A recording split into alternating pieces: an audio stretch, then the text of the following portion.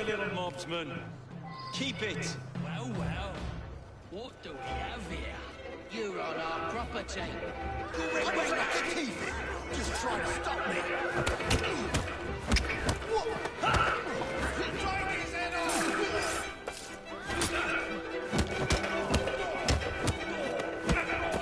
Don't pull any punches!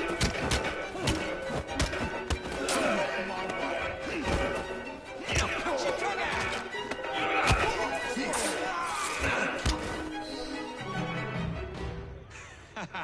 Excellent. What else does London have to offer? Now is not the time for tourism, Jacob. Now's the time to find Henry Green. I've always been the quicker climber, haven't I? Not since we were 2. Race you to the highest vantage point. Not if I watch! It's ought to be locked up. Goodness help! Somebody there's been an accident. Hey! Here! Murder! Someone, anyone, that's a damn tragedy. Help!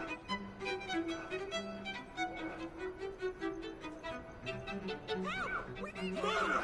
Over there! God's sake! Someone gets topped before my very eyes and I've got to turn my head. Goodness help! Do do do do do do do. To say the least. Somebody help!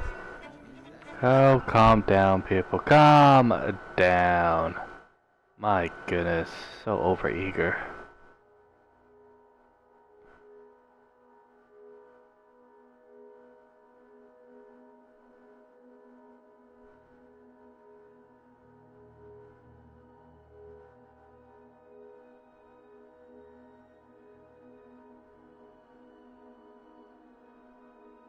All right.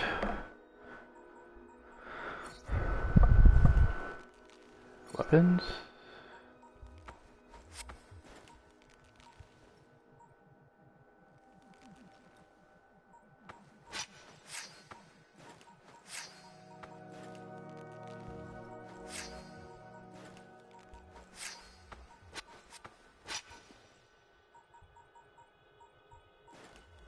There are indeed a lot of nice stuff here, aren't there?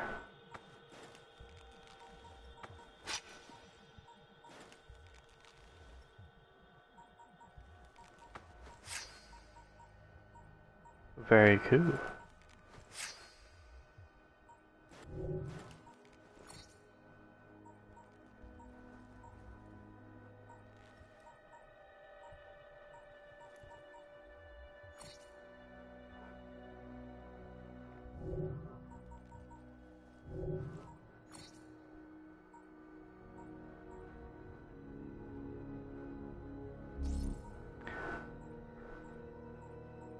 I'm not even level 2, huh?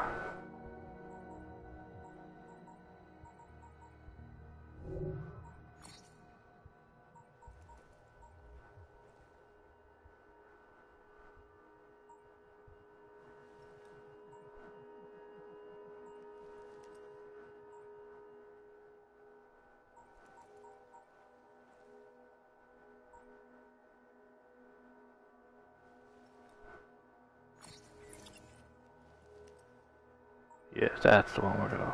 Ooh, what's this? Oh, hey! Increase the throwing knife capacity by 2. Do I have enough for this? Just a question.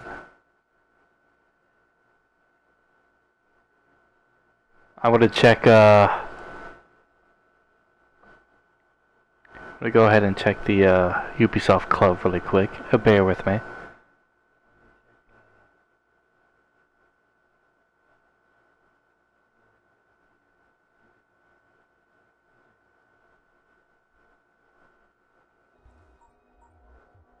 And I'm back.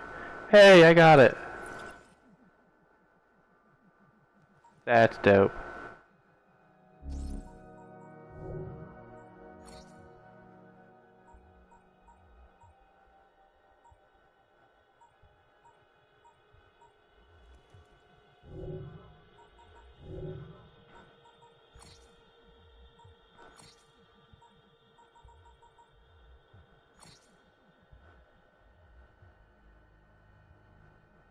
Talk about, this is the one we saw previously, before we killed Dr. Brewster.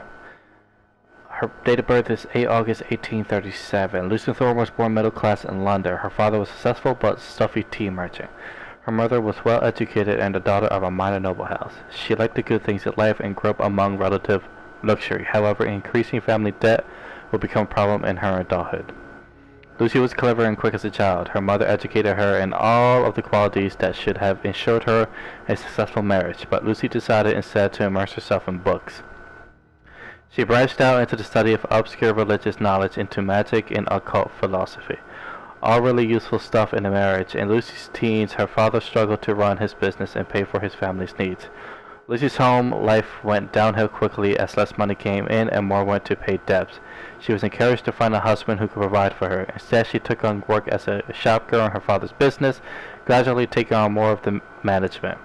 In her spare time, she grew more and more taken with occult philosophy and supposed magical objectives, such as the Shroud of Turin. She collected rare manuscripts, overspending on auctions of rare papers. When she outbid Crawford Stark at an auction, he tracked her down and tempted to buy the papers. Lucy wouldn't sell, but her enthusiasm for the topic appealed to Stark, and he quickly introduced her to the Templar Order, where she became his second in command, so her parents needn't have worried. All worked out wonderfully. Interesting.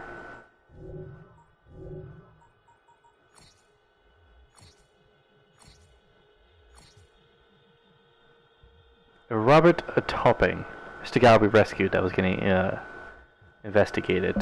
Date of birth 7 July 1847.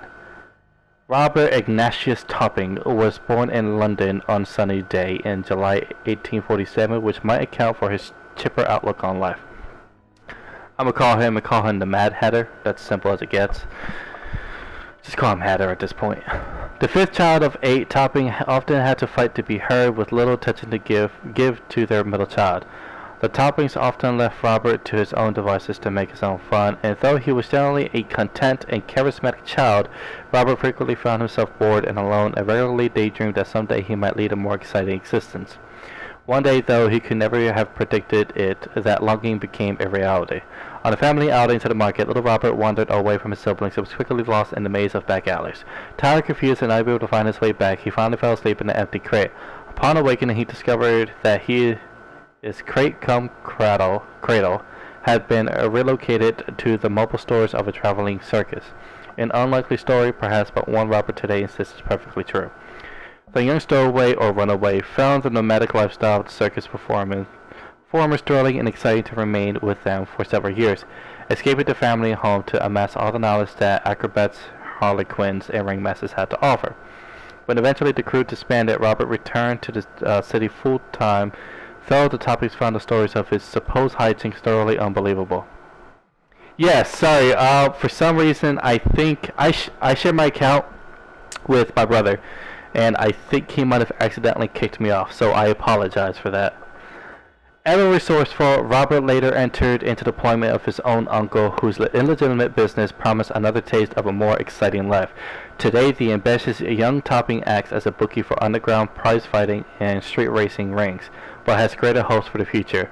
Though he may occasionally fall in with the wrong crowd, he is nothing if not survival and can generally talk or trick his way out of any tense situation. Failing that, he could do some quick juggling. Interesting. Okay, we talked about David Brewster. Okay, so for the new people that may be watching, and I know Kite is new to this, I'm going to go ahead and read about the Assassination Brotherhood and Templar and the Blighters. The Assassin Brotherhood is a secret organization whose ideology is centered on the belief that only free will can ensure the betterment of humanity. We have existed throughout recorded human history, locked in a battle with the Templar Order, who believe, well, pretty much the opposite of what we do. That's why we fight. Here's a question for you. If both sides existed before the historical Hashashin and Order of the Knights Templar, what were they called? Excellent question. Shush your lips. There have been brotherhoods recorded throughout the time. The Roman Empire, the Middle Ages, the Italian Wars, the American Revolution, the French Revolution, the Haitian Revolution, and we're big on revolutions. But the one we're focused on today is the Industrial Revolution in London, where it looks like the Templars have a pretty firm grip on the city, the country, and the British Empire. It wasn't always that way. There used to be assassins in London. In the 18th century, the London Brotherhood was basically led by two people, a man known only as Miko and Edward Kenway. They met shortly after the latter returned to London from West Indies, and for a time it seemed like the English assassins would be stronger than ever. I remember Mr. Kenway. Miko was a bit of a free spirit. He roamed all of Europe searching for pieces of Eden, making connections and lending aid to various regional brotherhoods. Not sure if he was ever officially designated as a mentor. In any case, he and Edward weren't much for that type of ceremony. What Edward brought to the table was stability. He used his charm to make connections in the city, in both high society and the criminal underworld. Sounds familiar. Edward was murdered in his own home, betrayed by one of his business associates who was actually a Templar. Miko kept about his business as best he could, but was also killed by a Templar, Edward's son, Haytham.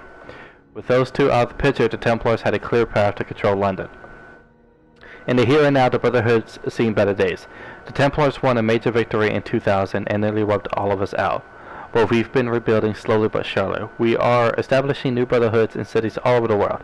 We have a new network to stay in touch with each other, and we have people like you, our digital and data miners.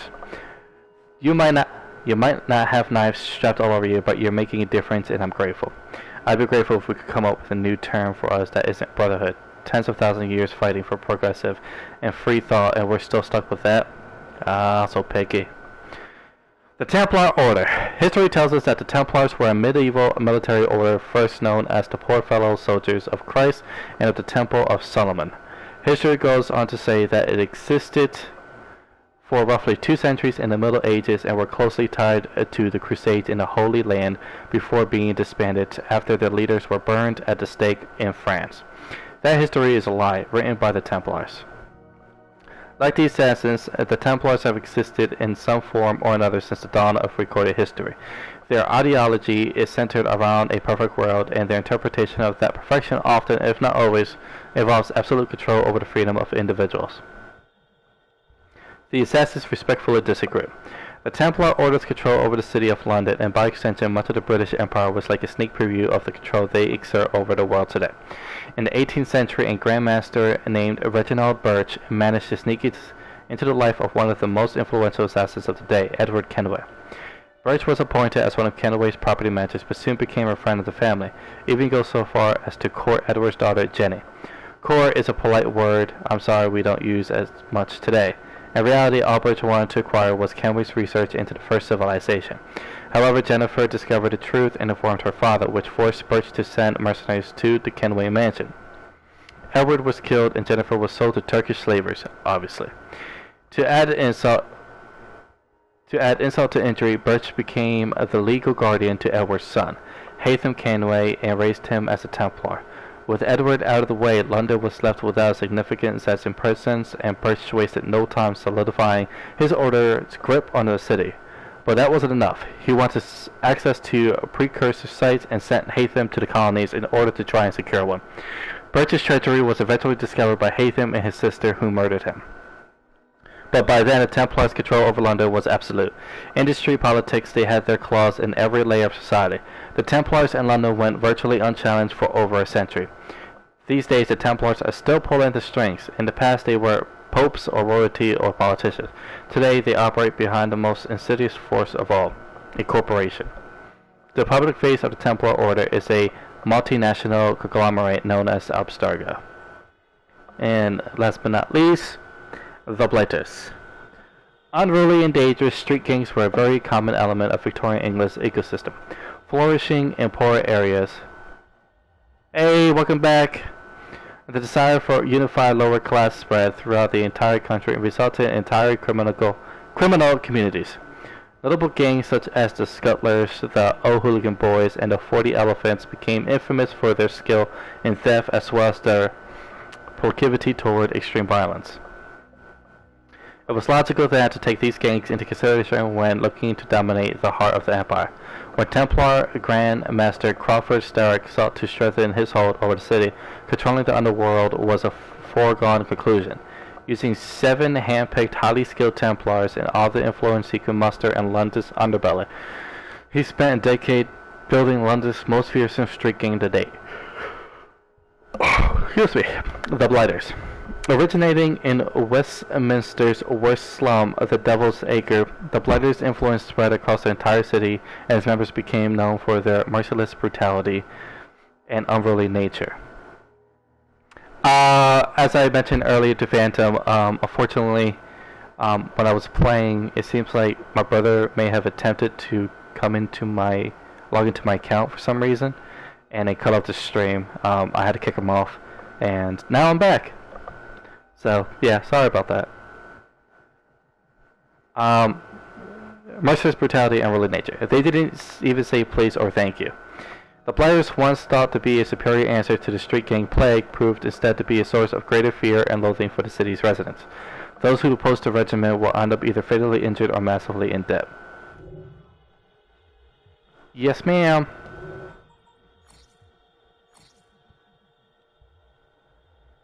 Alright, so Otto Berg, born 17th of June 1985. Johanni Otto Berg was born at Mikkeli, Finland, but was dragged around the world by his father, who worked for an oil company belonging to one of Abstergo's many subsidiaries. So young, Mr. Berg was raised by rake pigs in Afghanistan, Kurdistan, and Oman, to name a few. And that doesn't really sound like a magical childhood, does it? With his father's blessing, Berg returned to Finland to join the army. At first, they made fun of his muddled accent. Technically speaking, does he even pronounce his own name correctly? But the jokes quickly stopped as Berg proved himself to be an exceptional recruit, becoming one of the youngest special Jager and the UT Jager regiment. He met his wife Helmi in the army, and everything pointed to an intense but unremarkable life, until his daughter Elena was born and diagnosed with cystic fibrosis. While Finland, I think it's supposed to be Finland, so that is a typo in the game. How has that not been seen already? Healthcare system is generally considered to be quite good. The Berg family found themselves struggling to afford the aggressive drug treatments Alina so desperately needed. Berg quit the army and became a well-paid mercenary, which his wife did not approve of, resulting in divorce.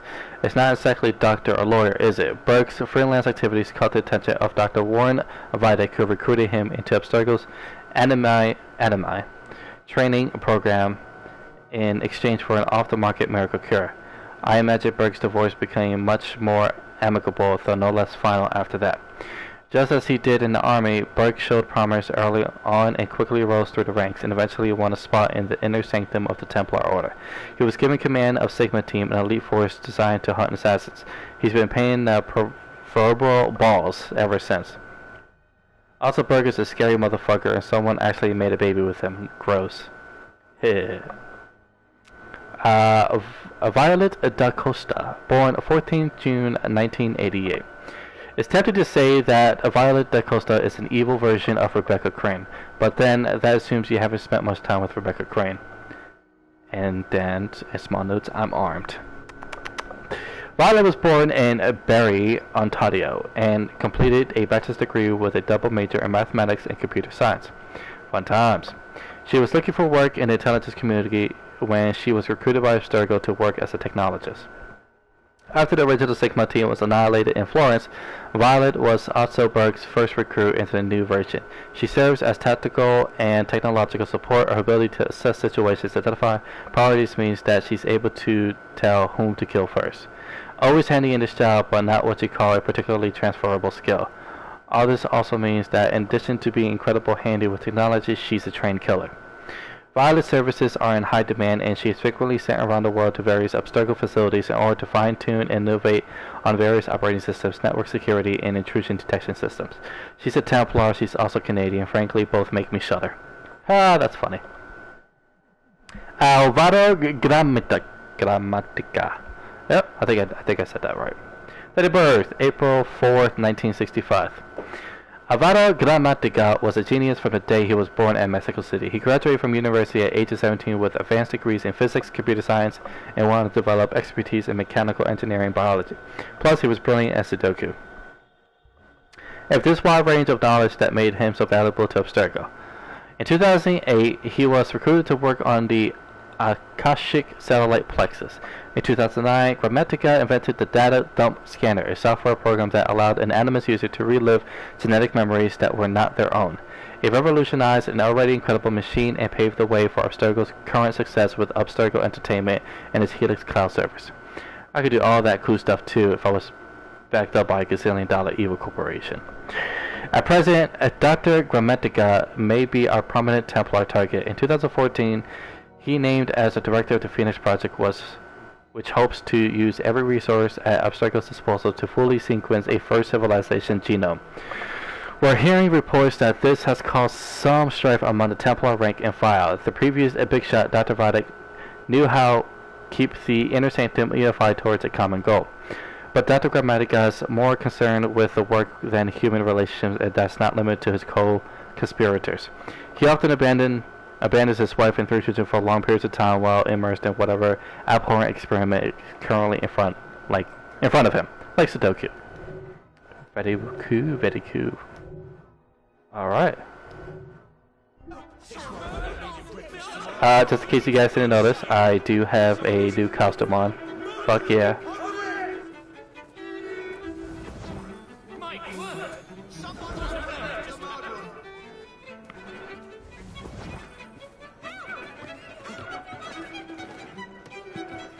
Gameplay.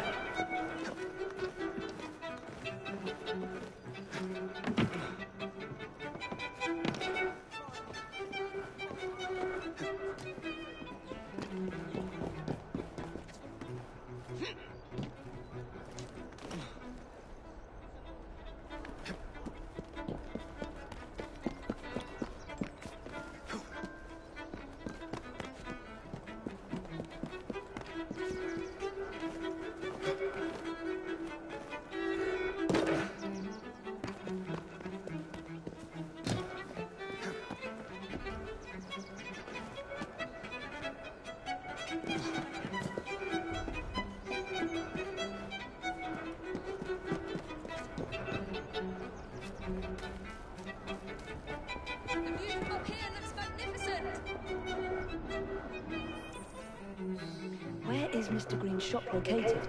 It was marked on Father's map. 2 assassins. Equal in height. 1 female, 1 male. 2 decades old. And those devilish smiles. You must be the Fry twins. And you are? Henry Green, at your service. Henry Green, we just met someone new. About your father's passing. Thank you. What can you tell us about Crawford Starrick? I suppose the Council desires news.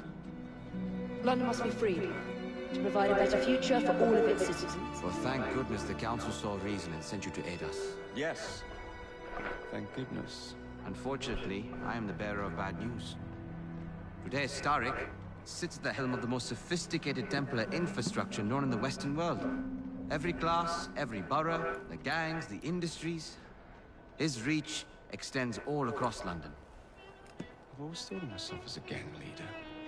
Firm, but fair. Huh. Well, I have uniforms. And I'll unite a mix of disenfranchised outsiders under one name. That's it, Evie. We can rally them to our side. Oh, like the way that you rallied those card players at the Oak Brook Tavern into the river. Oh, that was different. They beat me at whist. I can see it now. We'll call ourselves the Rooks. You're never good at chess either. Have you got a better plan? Find the piece of Eden. Oh. Well, let me show you the lay of the land. Shall we?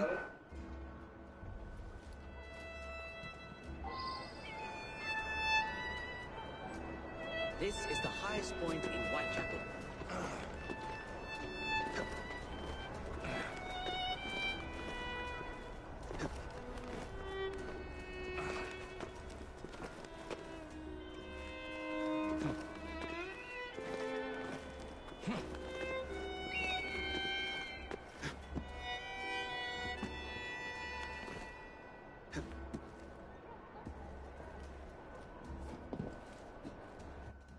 Look at what Starrick has done to the city.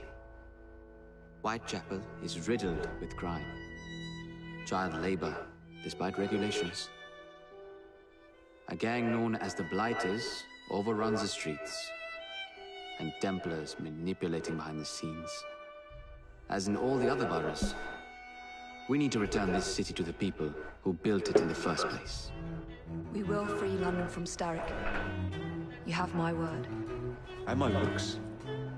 Miss Fry, your passion is inspiring. Come.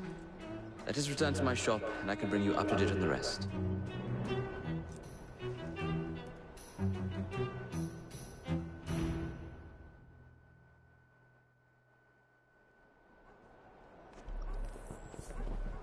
So far, out of everyone that you've met, Kite, Phantom, if you're still there, who is your favorite character?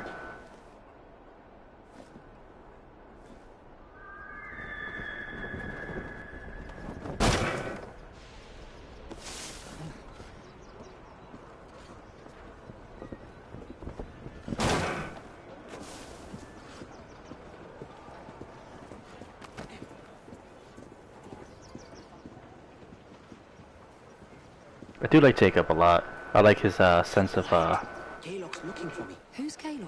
One of Starrick's his personality. I definitely like it. after some of my more arcane research into But I like Evie's fighting combat style much more. So tell me about these blighters. in search of an army. Starrick The face doesn't answer my question. Some of the city's gangs tried to prevent it and were slaughtered for their efforts. Now, only Whitechapel's clinkers remain opposed, but they're no match for the Blighters. Well, let's shine these clinkers up then, shall we? They're just the sort we're looking for. You can't be serious. Evie, they're ready to fight and oppose the Blighters. This is my chance to step in. Look out, London. Here come the Rooks.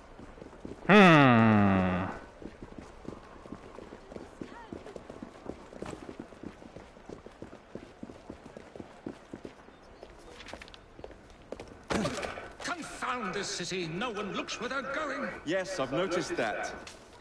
Bloody Drood. I'll never finish it at this rate. Only Providence knows where those words are headed now. Well, I must get to work replacing them. Should you ever be in the mood for a tale or two, you can always find me where the ale is warm and tempers are hot. Charles Dickens. Ta-ta! What an odd man. That Mr. Fry was Charles Dickens.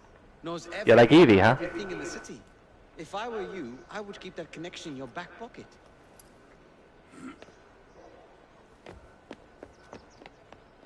Kalog's gang is nearby. They must not follow me back to my shop. We'll take care of it. Here, you might be able to use this. Oh God, I hope so. My carriage is nearby. Make use of it to throw them off my trail. I will meet you at the curio shop. We got a gun! Who am I chasing? Who am I chasing? Let me chase! Come on. Let me chase, let me chase, let me chase. Oh, wait. Oh, we have a carriage!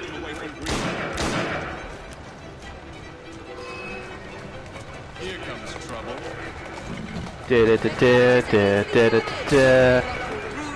Ram! Ram! Ha ha! Kill! Now to return to Mr. Green. Well, that's weird. You're relentless. That relentlessness will see me defend master when we finish this. George would do nothing of the sort. Whatever's left of the breed would perish under your control. Harsh words, dear sister. I do hope Mr. Green made it back safely. Don't tell me you fancy the bloke all red. And what do you suggest we do? Excuse me! Hey, babe! Starrick can't be that hard to find. I say we turn the carriage round and we'll find it. This is why you aren't in charge.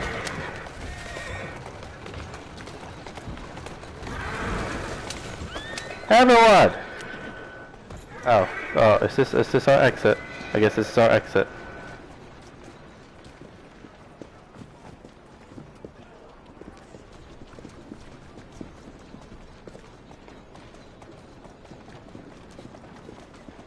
Oh, here's our... Did you give them the slip? Gave them more than that. Who are all these people? Over the years, I have established a number of connections across the city. Splendid. We'll need focused aid. Focused aid.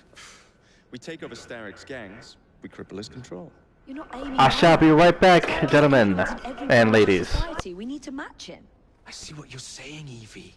We need the Rooks.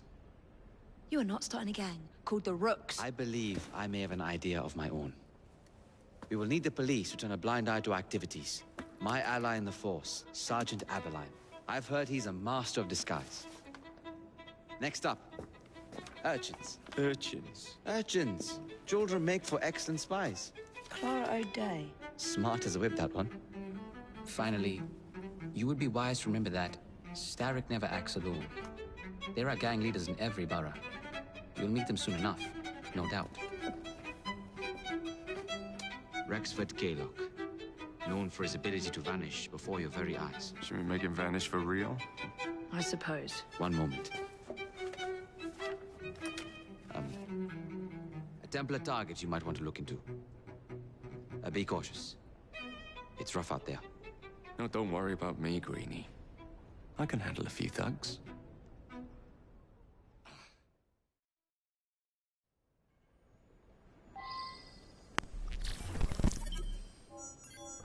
Welcome to London! I'm back! Alright, so access the London map. Complete conquest activities to capture territory from the Blighters. Kill the Templar crime boss to conquer the borough. Ooh, I see, I see.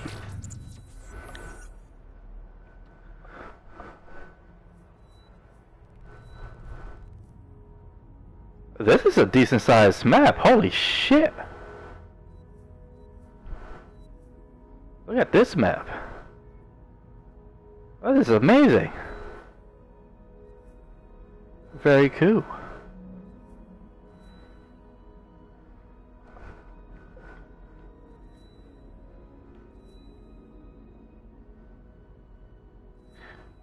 Alright, so that's an actual mission.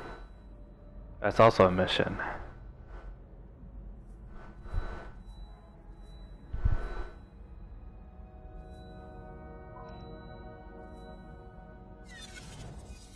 No, we're not gonna fast travel, we're gonna explore.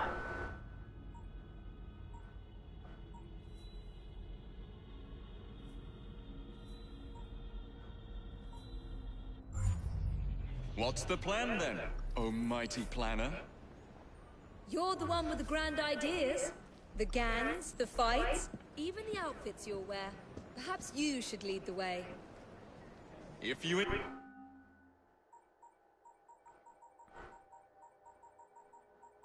This is our notebook. There is a lot of people here.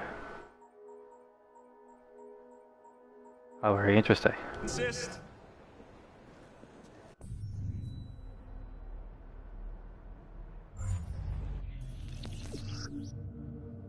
We can switch characters. Press options to open the main menu in R3.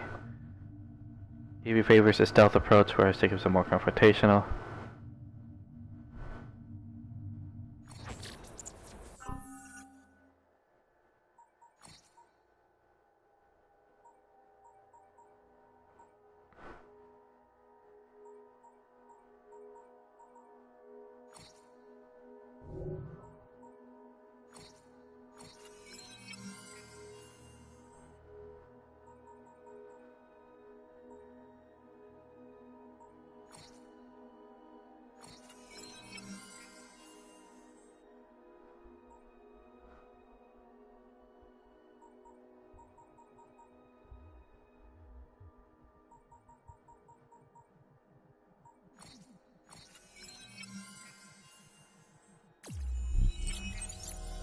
Yeah, level 2!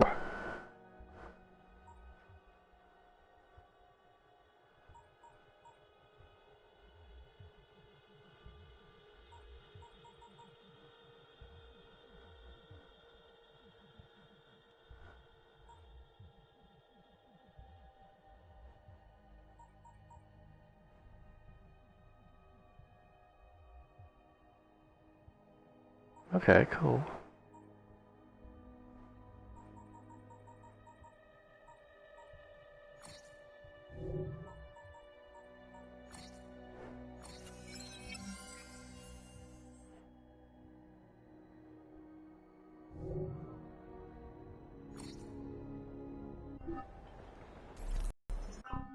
We got 6 points available for her.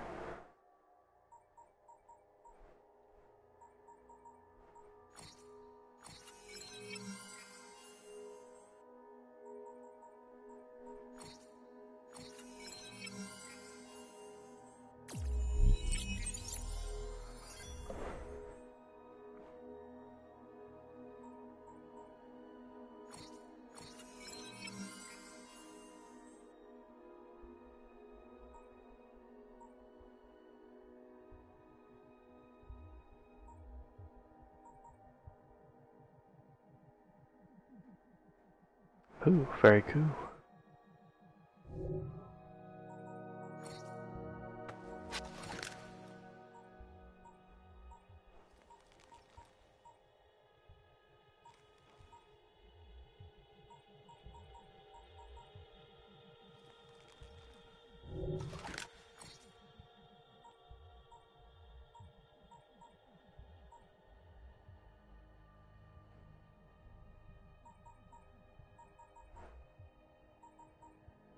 Oh, I love the different. That's awesome.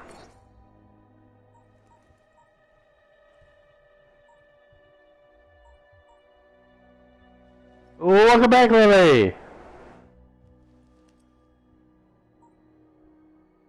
Dr. Daniel's garments.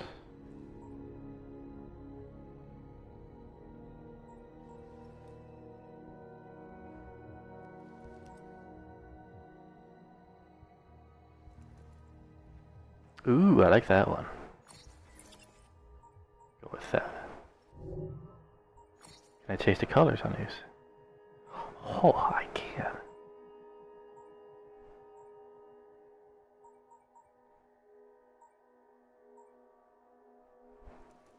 No worries. I like that red. That red one was nice. Got like 30 pressed flowers. Now I know what to do.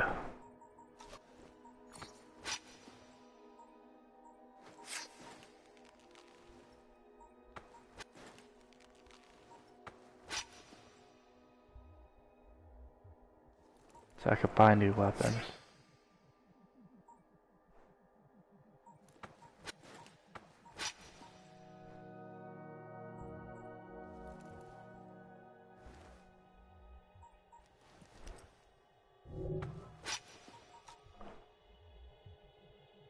Yeah, I'm playing as the female.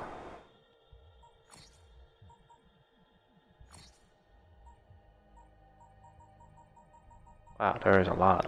Okay. Evie's dope. I like the way she fights. Alright, so who's new? Charles Dickens. Date of birth, 7th February of 1812. A celebrity during his lifetime, Charles John Huffman Dickens remains one of the largest sources of information regarding 19th century London.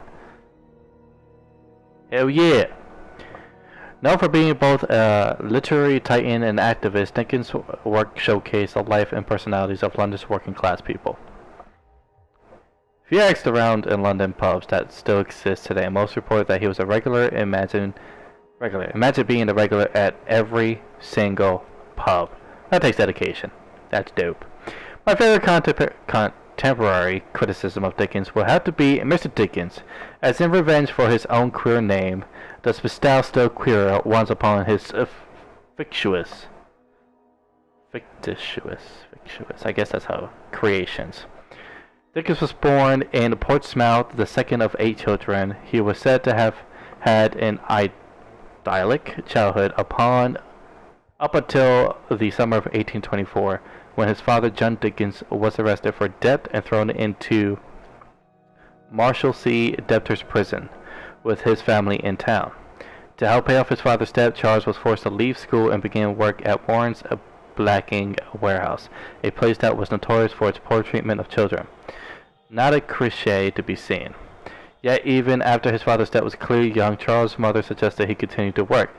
I never afterwards forgot, I never shall forget, I never can forget, he said, that my mother was sworn from my being sent back. Once free of the warehouse and after attending school, Dickens got a job at the law office of Ellis and Blackmore. Living in the city, he attended the theater religiously and, inspired by the stories spun on the stage, began his writing career. Dickens, of course, went on to be world-renowned for works including Oliver Twist and Christmas Carol, and a great expectations, and his success as a writer continued throughout his life, with even Queen Victoria calling herself a fan. Perhaps less well known, however, is Dickens' powerful interest in the supernatural, which eventually saw him become a part of the Cambridge Ghost Club, an organization of paranormal investigation and research. One of the biggest controversies surrounding his life was his extramarital relationship with Ellen Ternan, a young theater actress with whom he remained until his death. Ternan and Dickens kept their affair secret, destroying their entire history of correspondence in a bonfire 9 years into the relationship. In June 1865, Dickens was involved in the Staplehurst rail crash, but despite quite heroically helping to rescue other victims, he refused to speak at the accident's inquest to avoid having to disclose that he had been traveling with Ternan and her mother. Between 1868 and 1869, Dickens gave a series of farewell readings in England, Scotland, and Ireland. During this time, he also began work on what would be his final and only unfinished novel, The Mystery of Edwin Drood. In 1870, after a full day's writing, Dickens suffered a stroke, died the next day, coincidentally the 5th anniversary of the Staplehurst crash. He was buried in the Poets' Corner of Westminster Abbey. Clara O'Dea, 24 February 1856, date of birth. Born in 1856, Clara was the only child of the less fortunate O'Dea family. Like many Irish women, Clara's mother was an indentured servant to an upper-class household in the Strand. Sneaking into the family's private lessons, Clara picked up as much as she could, devouring the education her parents could never afford to give her. Unfortunately, after being wrongly accused of theft, Clara's mother was dismissed from her job and was forced to find other means of survival. By the time she turned 10, Clara had become the sole breadwinner in her household. Her father having left the family a year prior, and her mother bedridden and sick with grief, Clara took to the streets to support what little family she had left. The orphan children with whom she found kinship gave her a sense of belonging that she had never experienced before. Courageous and charismatic, Clara, now orphaned herself, has grown up to be a remarkable young businesswoman and today helps provide for children in need. Good on you, Clara! Date of birth, 8 January 1843. A young clockmaker from Dorset, Frederick Aberlane, knew he was destined for bigger and more puzzling things. Joining the Metropolitan Police in 1863, it took him only 2 years to make a good impression and be promoted to sergeant. He always strove to be fair and just in his line of work, but found that the law was often anything but. In 1868, albeit with some hesitation, he joined the forces with Jacob and Evie Fry, two justice-seeking rogues, to help rid the streets of the notorious blooded gang that dominated the city's underworld. Although reluctant to look back on his unusual time in his life, his actions during this year were crucial to his career. In 1873, he became an inspector and was transferred to Whitechapel, where he eventually led the investigation into the infamous Jack the Ripper murders. Although certainly beneficial at the time, Iberline spent the rest of his life questioning whether or not his early alliance with the Frys was ultimately just another corruption of the justice system. And next guy, Henry Green. Looks like Evie seems to have some kind of, what's the word I'm looking for? Interest in this particular person. Date of birth, 7th December 1843. Henry is as good at keeping secrets as he is at meeting people. Many people do not, and most people will never know that Henry was not always called Henry. Jayadeep Amir was born the son of a princess and an assassin. Abbas Amir, a member of the Indian Brotherhood, fell in love with Payada Kaul, the daughter of the Maharaja Karak Singh, while racing against the Templars to find the whereabouts of the mysterious Koh-i-Noor diamond. Jayadeep was raised and trained to be a member of the Brotherhood, but to the frustration of many, found he was more inclined towards books than he was to violence. Hoping it was just a phase, the Brotherhood sent Jayadeep on a mission in 1860, which he ultimately failed, putting the Brotherhood at risk. Jayadeep was then invited to England for a more suitable mission. He left home but was ever hopeful that someday he would return, having proved to be a capable field agent. Over the course of his time in England, he adopted many fake identities, but he came to love the very simple, curiosity shop-owning Henry Green. Henry, a name he heard often, and green being the color of his hat at the time. Having made connections throughout London, he proved extremely useful upon the arrival of his assassin's twins, Evie and Jacob Fry. For them, he helps in their quest of bringing down the Templar control in London, having consumed as much information about the city as humanly possible. While both sincere or hardworking, Jayadeep has a human side to him that many in the Brotherhood simply do not. Is this another gang? It is another gang. How very interesting. Alright, so, the Rooks. Here we go. An essential part of the English ecosystem, street gangs dominated the 19th century underworld. In an attempt to unify the street gangs under one regiment, the Templar Order created the Blighters and attempted to remove any opposing forces to the cause. The Clinkers of Whitechapel, the last remaining independent gang in London, fought in vain against the mighty oppressors, eager to turn things around while welcome twin assassins Evie and Jacob Fry into the circle, proposing a new idea to take back the streets of London from under the Blighters' feet. The Clickers took on the identity of the Rooks and decided to fight under the guidance of the Fry twins. Their main approach to undermining the Blighter influence is to sabotage their hold on different areas in the city, such as Blighter-owned factories and strongholds, and then challenge them to a final fight for the territory and gang war. Nowadays, London doesn't really have street gangs like those. It's got students in bright jackets carrying clipboards to stop you and demand your credit card details instead. Alright. We all know about... Alright, so I don't think I'm going to read the location information. I'm only going to read about the people.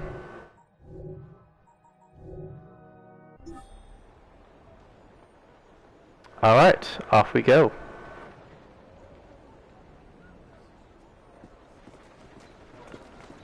Excuse me, sir.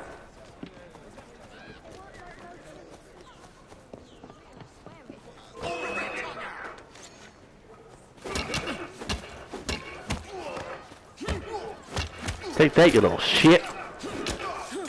Go, Evie!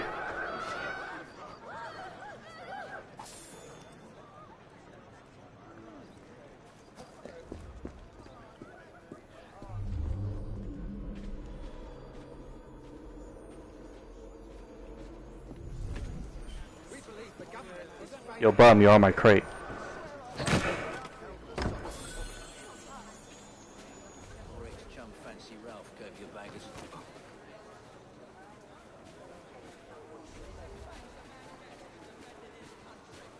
So, am I allowed to beat up like random citizens? Is that a thing I could do?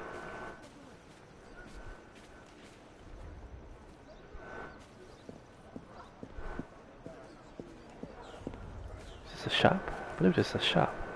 It is a shop. Excuse me, sir. What's in it? Oh, it's a bar.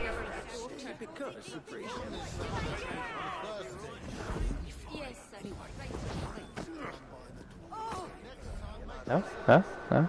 Nothing I can do here currently? Very well. Move, buffoon! Oh, that's because he's out here. Yeah. Oh, welcome back, Phantom!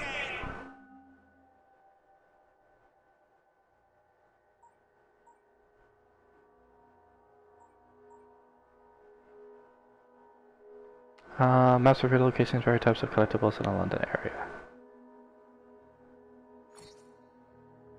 There, holy shit. Alright, so I'll just scout around.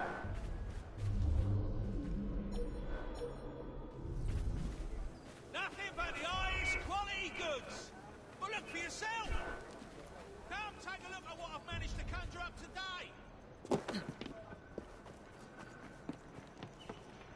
That's the creepiest woman I've ever seen. Whoop, whoop, whoop, what the hell am I doing over here? Area. Templars can parkour in Syndicate. When you watch the parkour video, I have to watch that.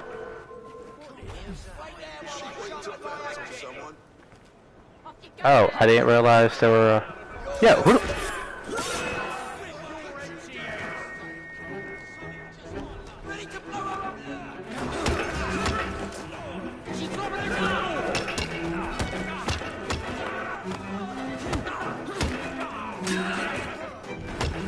Oh, I am so sorry.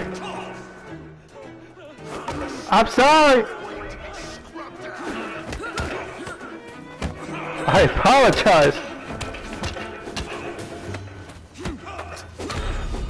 Oh. Oh. Oh. Alright. Okay, Kite. I just got my ass whooped by a police officer.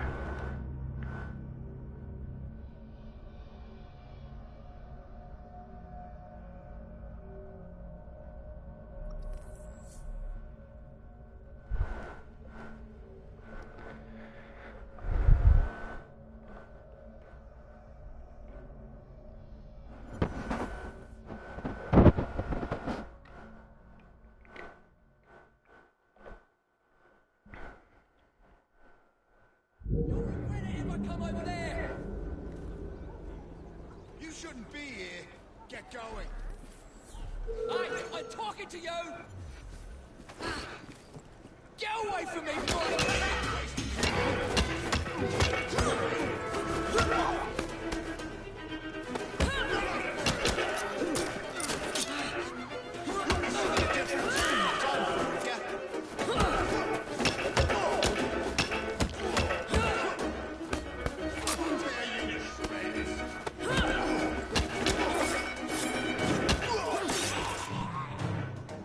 Little shit.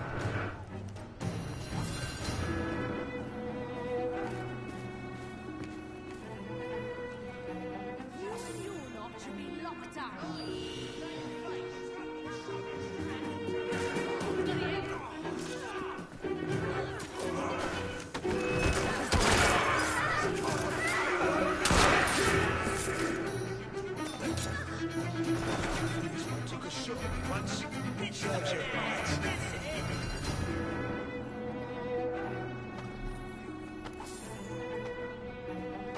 Good on you, Rux. Good on you. Alright, so where is my...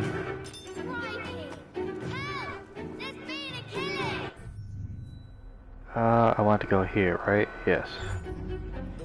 And that is a yonder.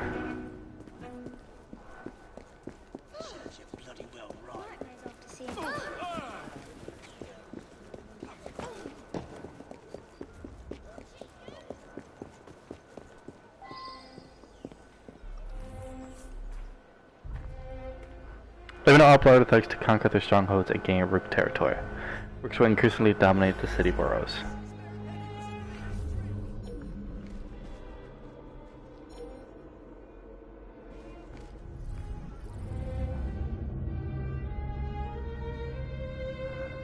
When detecting intruders, lookouts run to the main shelter and call reinforcement.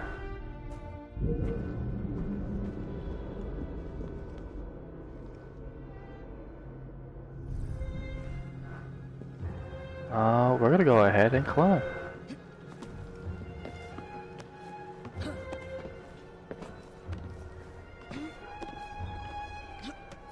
By the way, you might start. Pokemon Surges is such a great game. I'm having so much fun with it.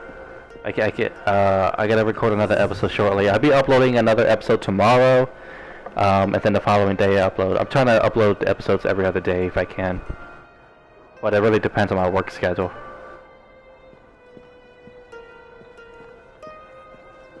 I also want to do another episode of Dragon Age Inquisition tomorrow.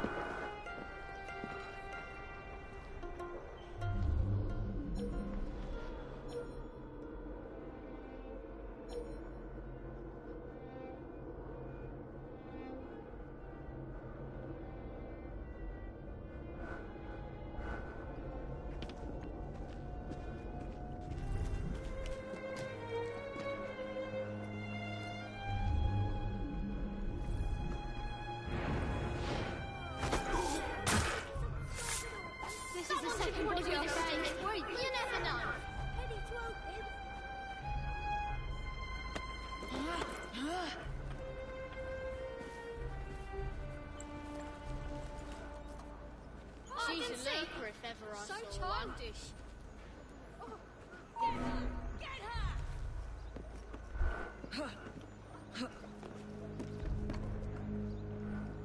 I did not. I'm actually playing the randomizer.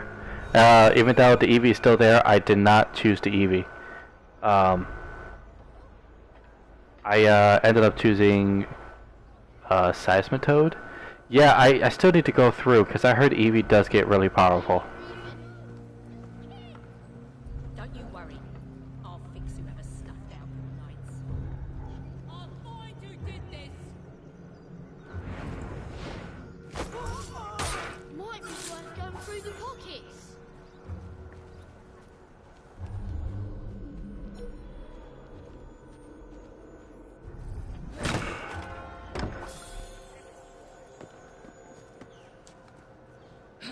Yeah, because currently my playthrough of Pokemon Insurgents is a randomized hard mode Nuzlocke, so I'm doing pretty well. so far.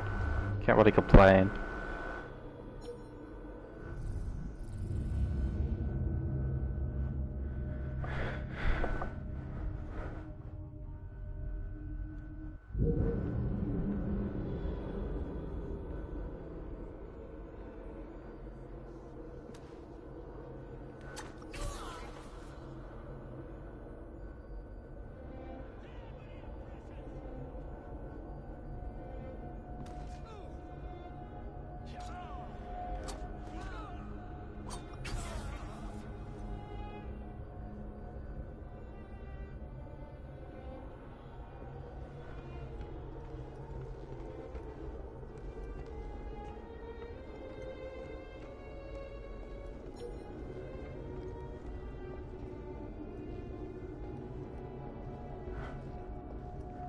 I see someone choose mystery, and I felt like that it would just be annoying, so I didn't bother with it.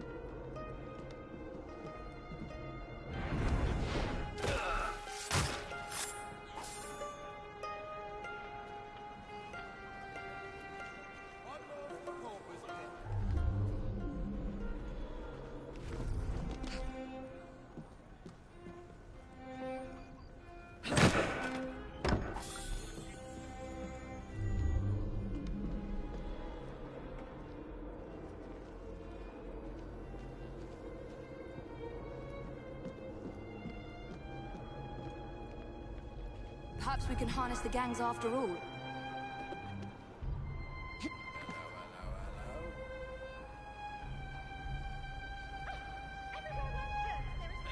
Looks like a mess is brewing. Damn it, that didn't work out to my advantage.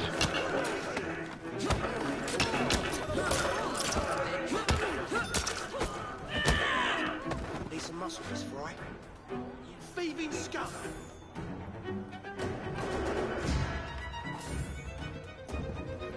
I'll find out where you're buried. Dance on your grave. To bother to catch the Pokemon you want when you choose mystery. Yeah, and unless you really know what the Pokemon cries are 100%, when you're doing this, like, you're only supposed to catch the first Pokemon you encounter, and it just does not work, you know, in your advantage.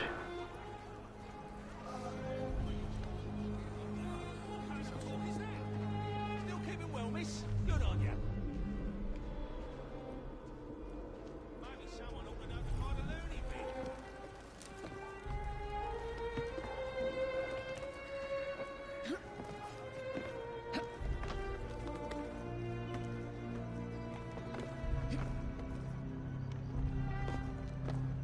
Oops.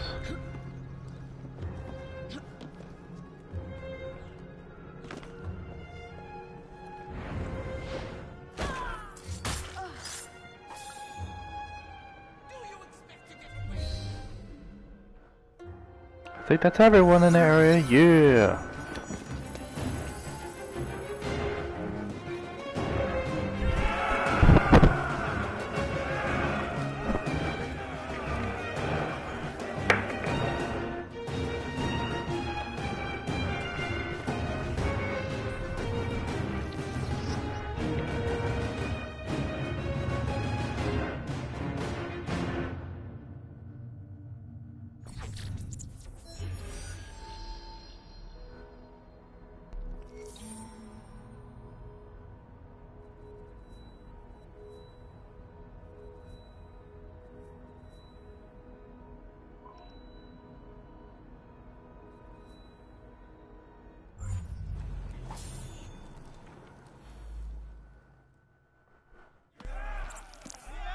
You and your brother are attracting the wrong kind of attention. I would be careful. Yes, you should be, Mr. Kaloff. As you like.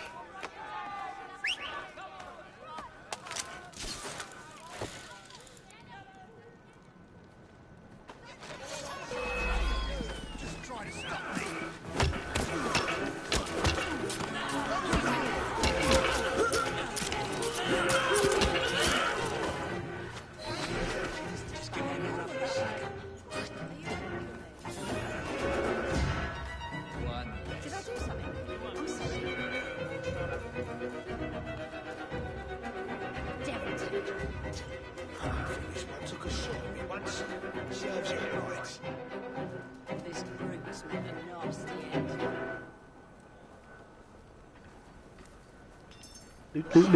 Loot. Any goings on? Some posh new I have some work for Please you, don't Peter. collect the body. The The rats rats got will. enough to eat.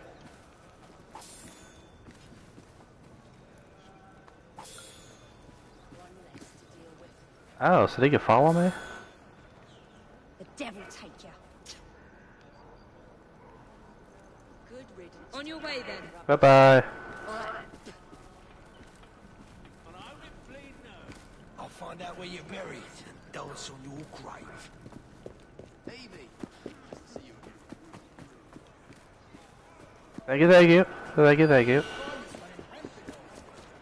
Kill criminals, huh? Excuse me. You do not want to bother me today!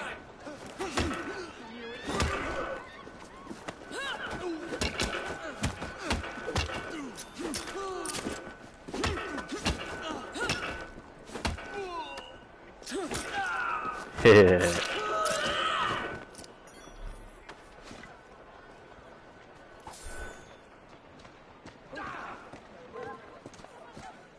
I will cross this street. Don't think I won't. Did you give me a look? Oh, what a back.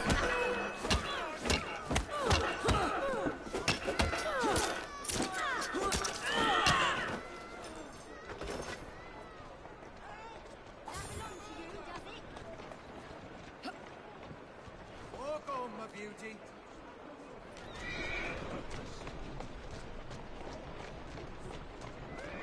You make very short videos chopping random objects. Yes, I chop. Well, I mean, if that's what you want to do, man, that's cool. Oh, let me get the hell out of here. Excuse me.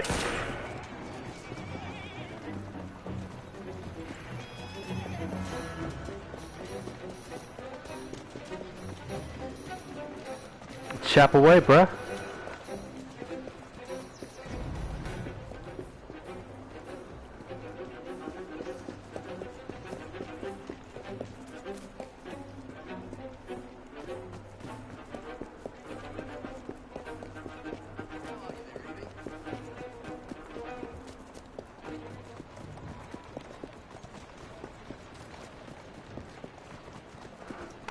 Thanks, Phantom.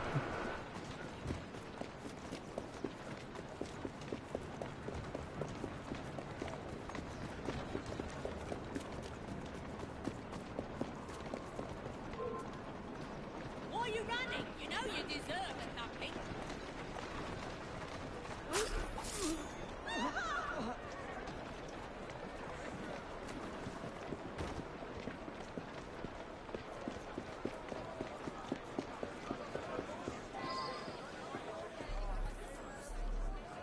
Kill the target with a crate of dynamite.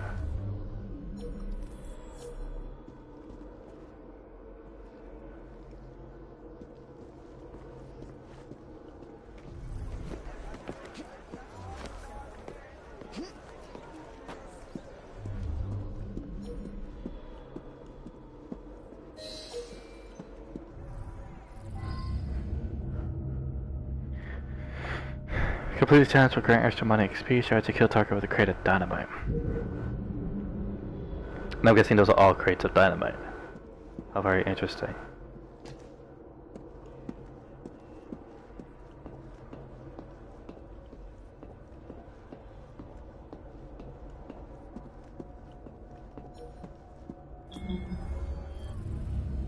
Oops. How many crates do we have left to distribute? Only about a dozen, sir. Excellent. Soon all of London's blighters will be armed to the teeth. No bobbies in sight. Good. Distribute the dynamite then, and carefully. Very good, sir. We want this to come into the blighters' hands without harm. No mishaps. I just gotta find a way in.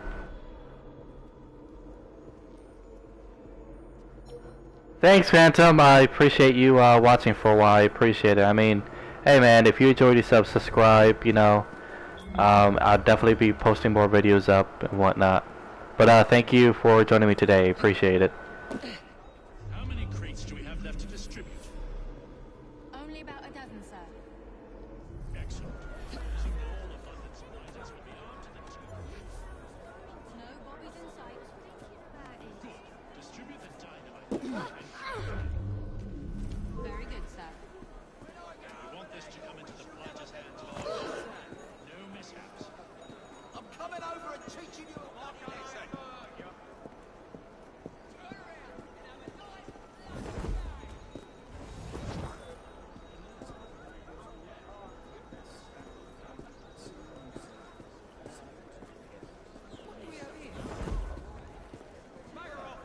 Oh, piss off before you get yourself hurt.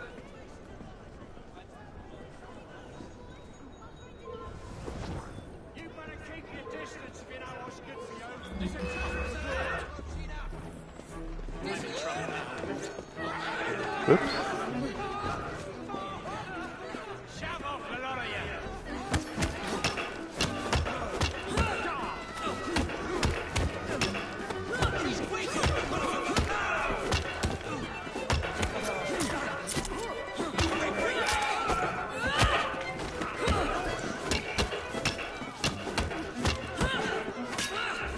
Bitch.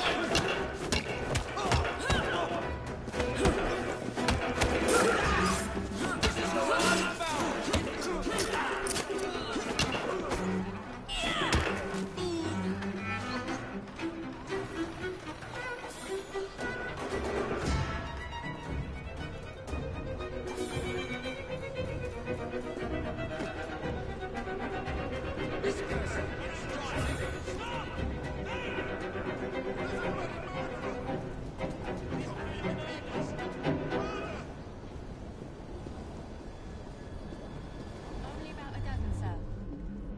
Excellent. Soon all of London's blighters will be armed to the teeth. No bobbies in sight. Good. Distribute the dynamite then, and carefully. Very good, sir. Intruder! Intruder!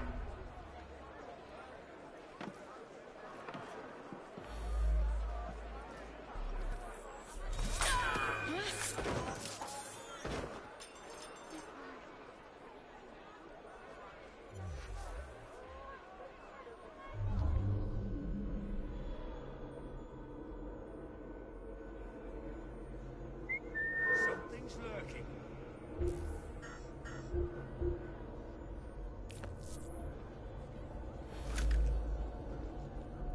You're not getting out of here alive. Whoops. I am sorry. I see her! I see her! Get back here! Don't run, little bird! You again!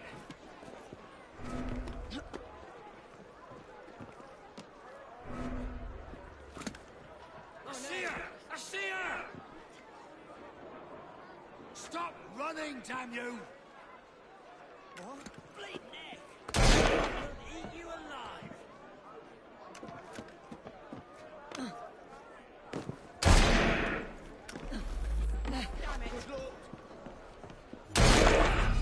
Fuck. Whoa.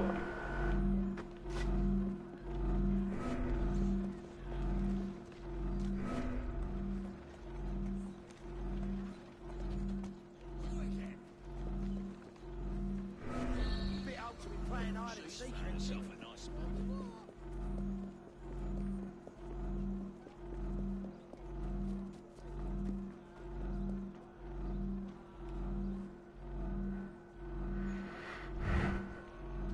Damn. Oh well then.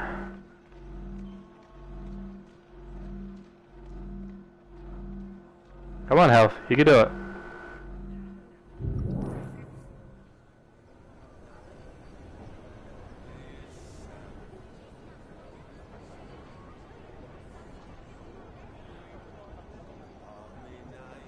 Here we go.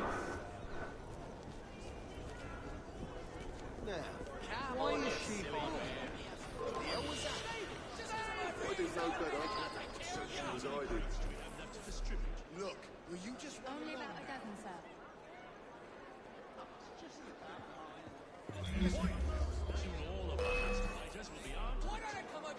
She's as good as dead. Make sure she go all the way.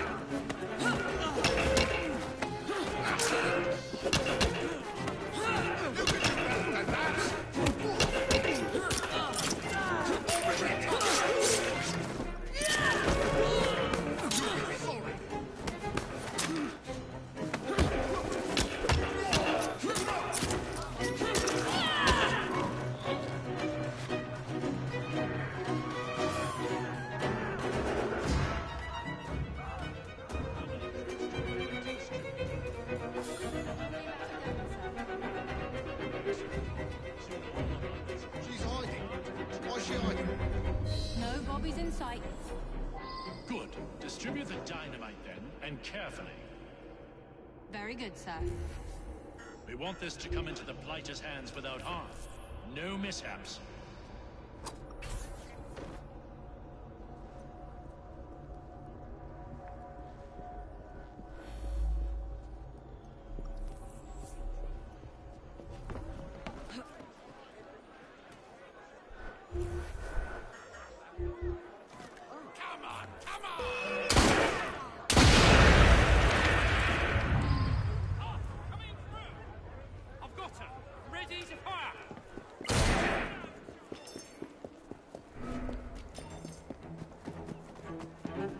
Bye bye, kitties.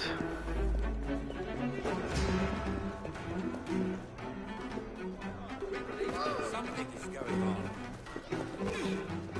Oh, crud.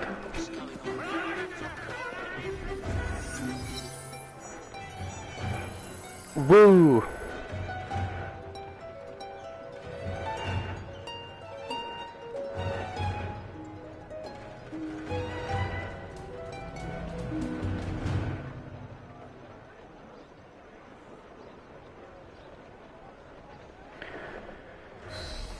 Bum, bum, bum, bum, bum. Another chuck of Aragon. Hell yeah.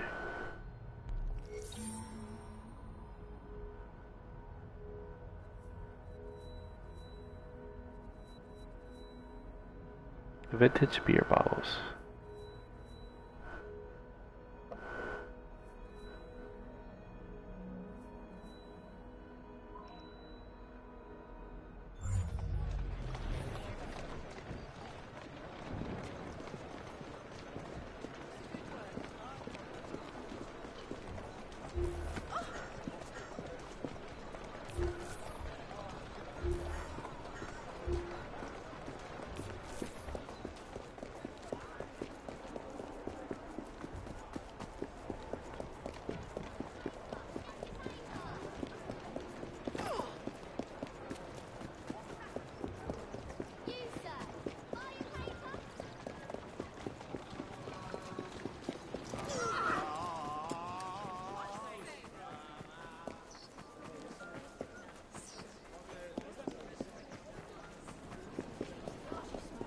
Hello, Rook.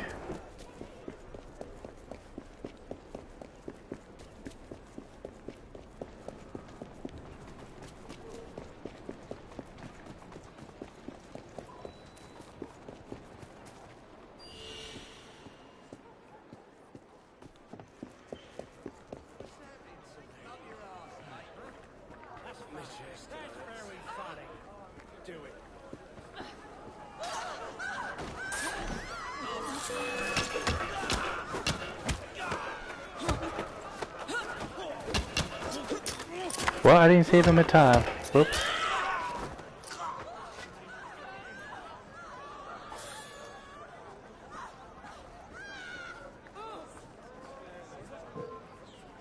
Wouldn't I come over and teach you a lesson?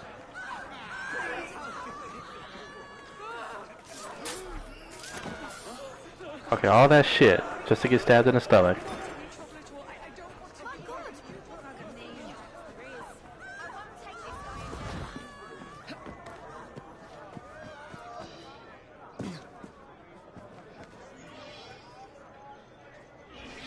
Alright, here we go. Some story.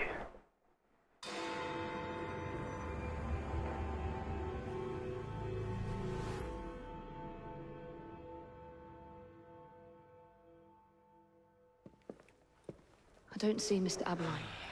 Well, we tried. I may know a thing or two about that splendid fellow you're talking about. What's this? God's sake! Are you trying to blow the gaff? What? Sergeant Aberline, at your service. Frederick Aberline. I presume you're the fright who was Green mentioned. I was expecting you to be a policeman. I was expecting you to be discreet. Henry Green said that you could help us go unnoticed. This is how it will work. I will give you the names of criminal gang members. You will bring them back to me. Quietly. Oh, we'll be as quiet as an old lady. A very hairy, strange old lady that looks a lot like a policeman.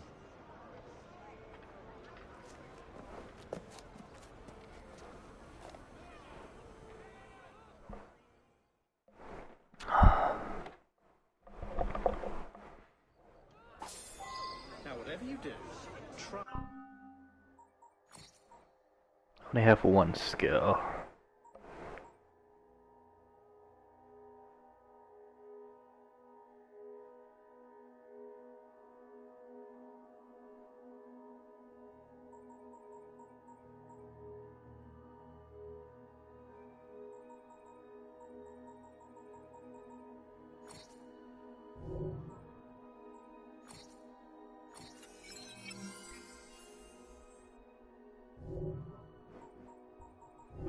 to remain within the bounds of...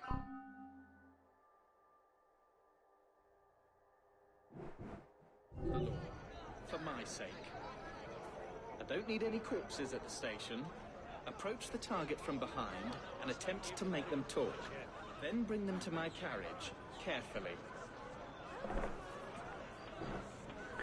Alright, here we go. Okay, so let's go from the top.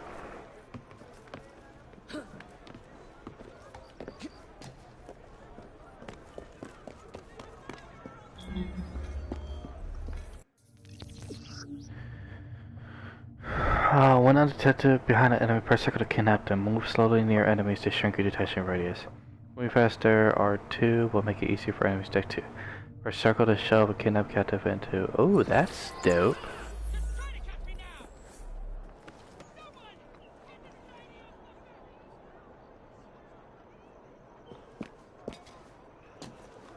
Did he just run?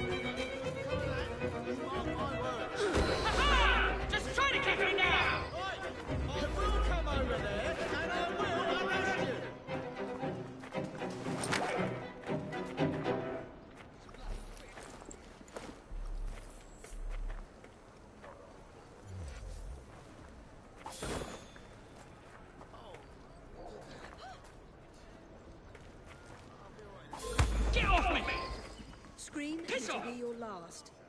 Oi! Shut your mouth. Meet my blade. If you want to live, don't make a sound. Get off me! Piss off! Oi! Shut your mouth. Meet my blade.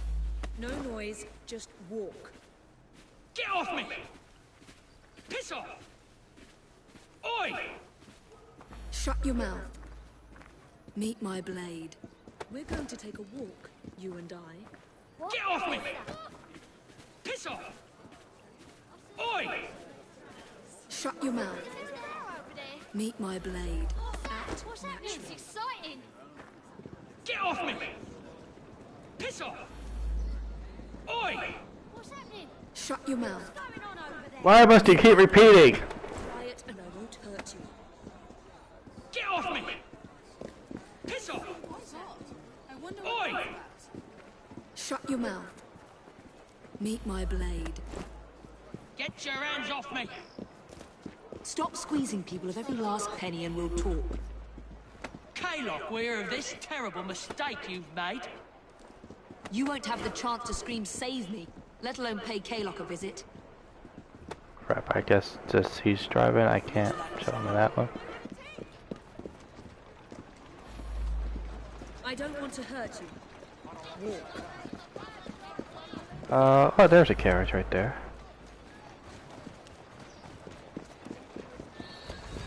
Oh. What just happened? How did he die?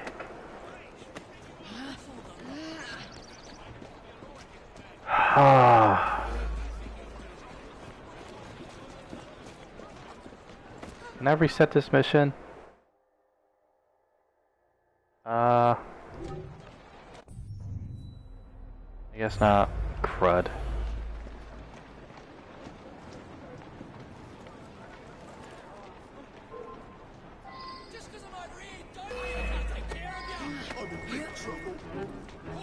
Crap.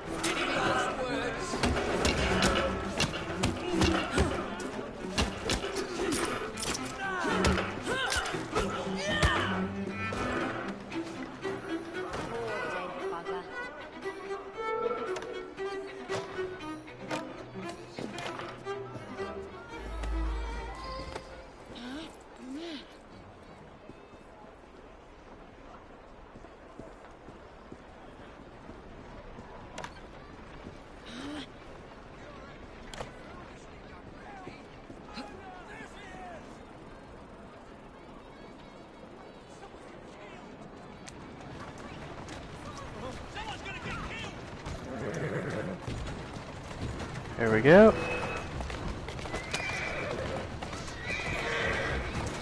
Out of the way!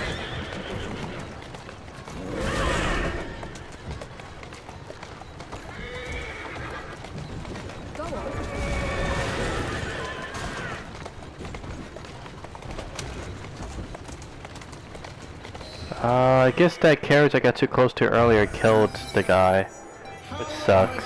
To explain this back at the station. I'm sorry!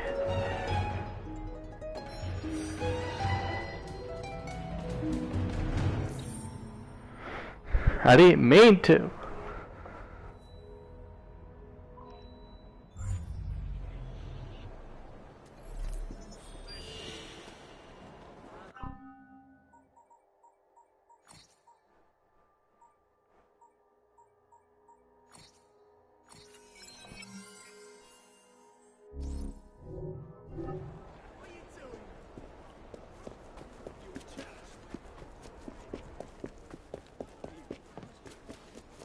There must be something of interest here.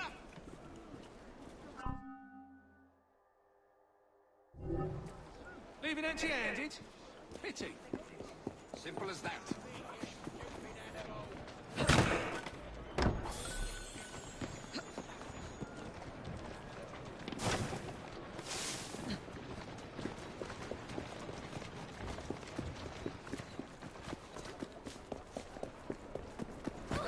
There's me. Let's not draw any attention to ourselves. Right.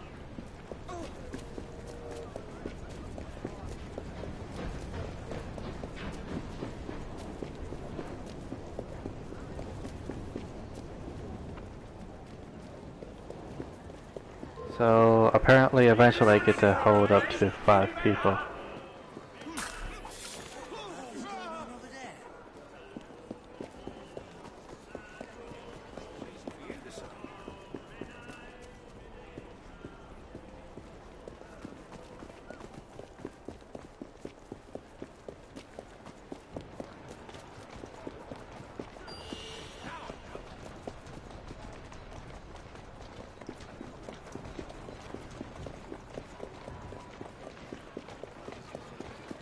Take care of this. Wait there while I sharpen my hatchet. Think you can take what's ours? Choke the life out of you.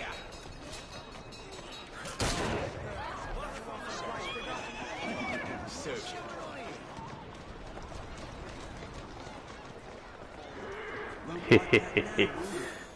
One less.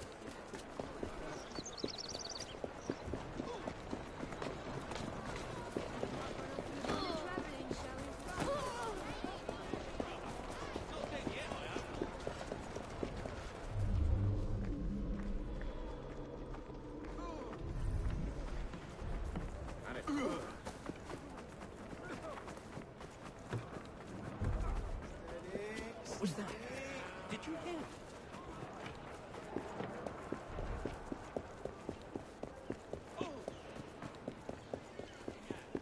That's right. How you doing, Evie? Are you there? Why don't I With rip your your Perhaps not.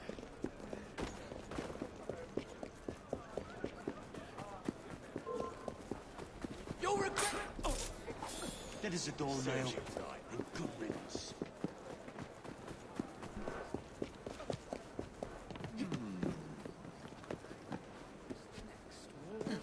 All over the empire.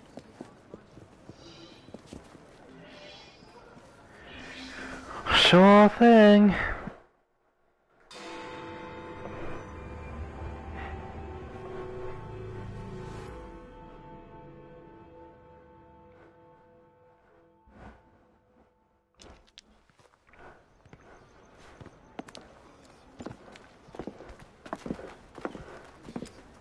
What is this place? It's nice to meet you both at last. This is Clara. One Avenue. Here we make it our business to know the streets and provide children with the opportunity to control their own destinies. Clara. Mr. Green said we might be able to help one another. In exchange for our services, we ask a small favor. Well, why not? You seem to have taken most of my money. Why not take a small favor, too? There are several factories about the city that are powered almost entirely by child labor. Those children work long hours with little pay, and most are not permitted even to leave the factory grounds. They suffer terribly. I need you to save them. A small favor. In return, we offer you intelligence, something you clearly need. Now, hold on a minute. I'm late for an appointment. What are these terms? We accept. Pleasure doing business with you. Well then. She's straight to the point. I like her.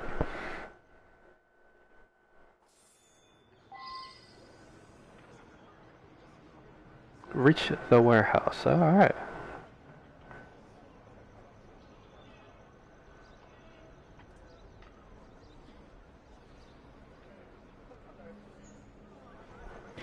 Let me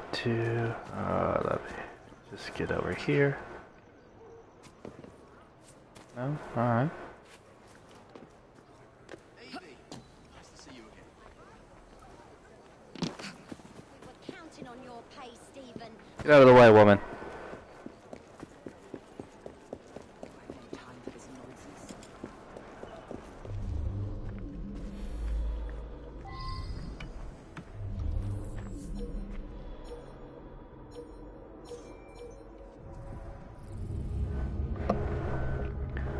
These are important characters in the layout, are stronger than other enemies. Killing them subtly will scare nearby enemies, making them flee the area. Okay. Children. They seem cheap, but you must replace a brat every other week.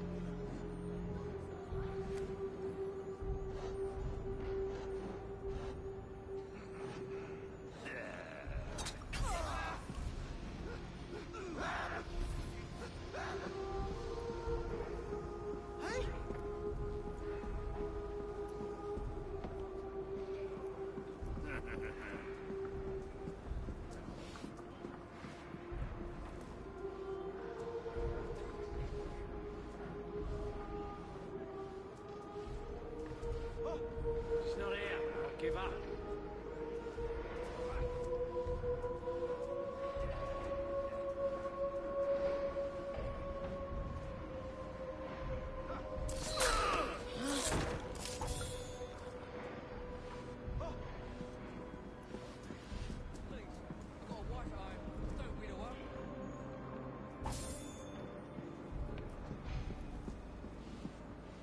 Shh.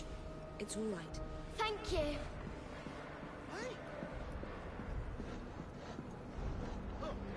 Some woman sneaking!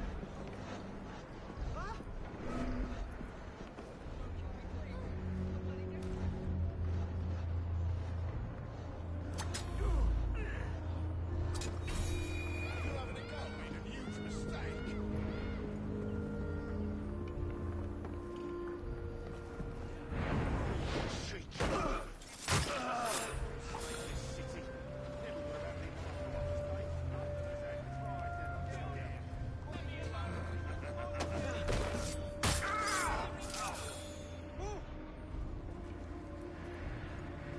Bloody shit! What's that all about? Don't worry. You won't be doing this much longer. You got me! Oh, She's I'll hiding. take it. Why's she hiding? What do you want from me? I'll give you anything, anything you ask. Mercy, let me go!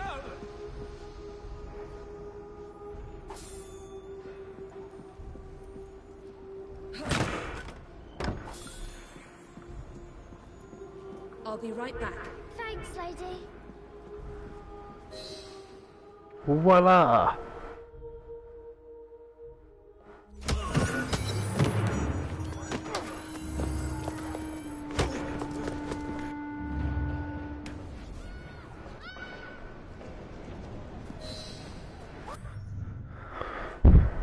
Alright, so I have officially played about 4 hours of Assassin's Creed Syndicate today, so I am going to go ahead and call it a day. Anyhow, everyone, thank you for joining me today. I'll be bringing you guys in hopefully another episode of Assassin's Creed Syndicate in another day or two. Everyone, peace. Take care.